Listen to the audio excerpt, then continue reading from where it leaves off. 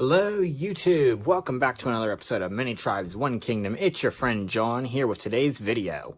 Before we get started, make sure you guys hit that subscribe button, share this video with a friend, hit the bell notification, and hit the like button so that we can continue to help this channel grow. Alright, so it is Tuesday, and that means it is time for our next Names and Titles of Jesus video.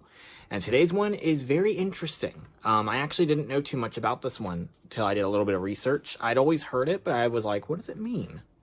So here we go. This is Lion of Judah. So we're going to start in Revelation chapter 5. And we're going to start with verses 1 and go through verse 6, I believe. Okay, so this is John talking. Not me, John. The good John. This is better John talking. Okay. So I saw in the right hand of him who sat on the throne a book written inside and on the back, sealed up with 7 seals. And I saw a strong angel proclaiming with a loud voice, "Who is worthy to open the book and to break its seals?" And no one in heaven or on the earth or under the earth was able to open the book or to look into it. Then I began to weep greatly, because no one was found worthy to open the book or to look into it. And one of the elders said to me, "Stop weeping. Behold, the Lion that is from the tribe of Judah, the root of David, has overcome so as to open the book and its 7 seals." And I saw between the throne with the 4 living creatures and the elders a lamb standing, as if slain, having 7 horns and 7 eyes, which are the 7 spirits of God, sent out into all the earth. And he came, we're going to read verse 7 too. And he came and took the book out of the right hand of him who sat on the throne. All right, Lion of the tribe of Judah. What does that mean? Well, let's jump right into this. So, if you go through Jesus' genealogy records in both Matthew and Luke, you will see that he is from the tribe of Judah. He is a descendant of Judah. If you don't know, Judah was one of the 12 sons of Israel.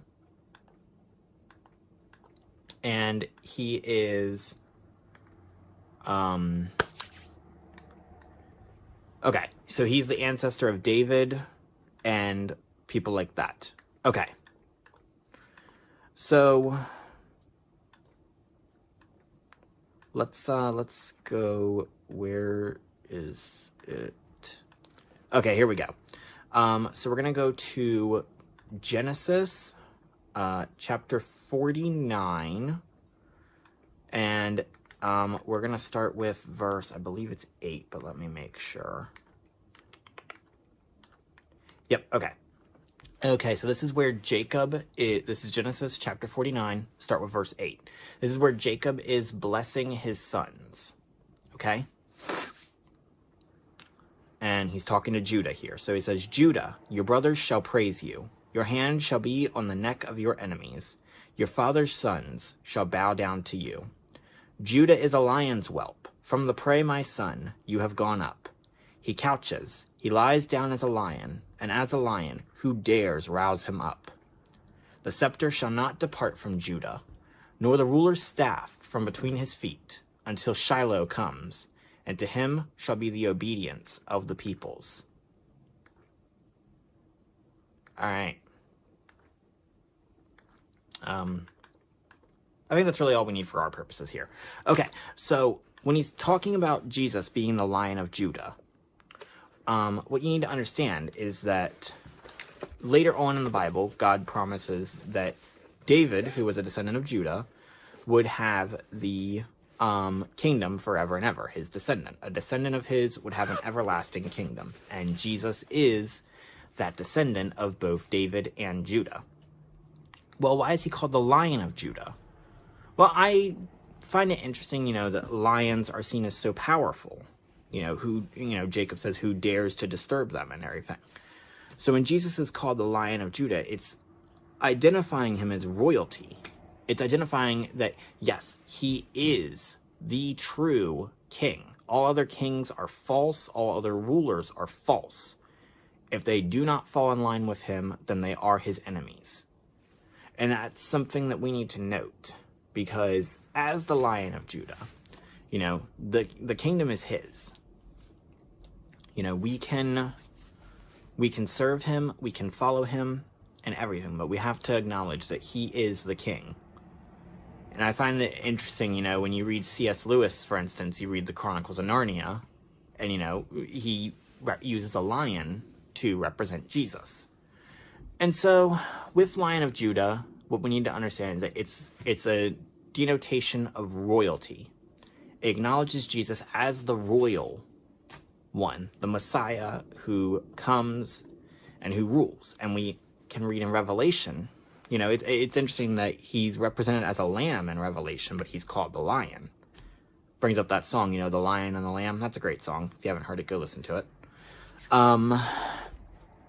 But he talks about, John talks about how Jesus is worthy to open the book and to unleash the scroll, or the seals. And that's a whole nother thing. If you wanted to have a discussion on what the book may be, we could do that. If anyone comments and says, hey, we're interested in talking about this, then we shall do our research and bring you an answer. But that's for another time. So what does it mean? What do we need to remember for today? Well, I basically said it. Let's remember that Jesus is the king. You know, Lord of Lords and King of Kings. These are other names that he is given. And as the Lion of Judah, he is the King of Kings, you know. He is superior to the other kings, too. He's superior to David. He's superior to Hezekiah. He's superior to Josiah. You know, these were some of the greatest kings in the kingdom of Judah. And Jesus was greater than all of them. So that's really all I have for you guys today. A little bit of a shorter video, but still no less important. I really hope you guys enjoyed it. I really hope that it blessed you. And I have really enjoyed looking into this name.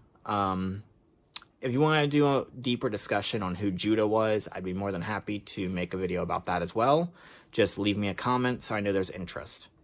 And without further ado, I think we will call this one a day. You guys have a great day. God bless you. If you haven't already, go ahead and click on the playlist and watch some of our other videos in this series.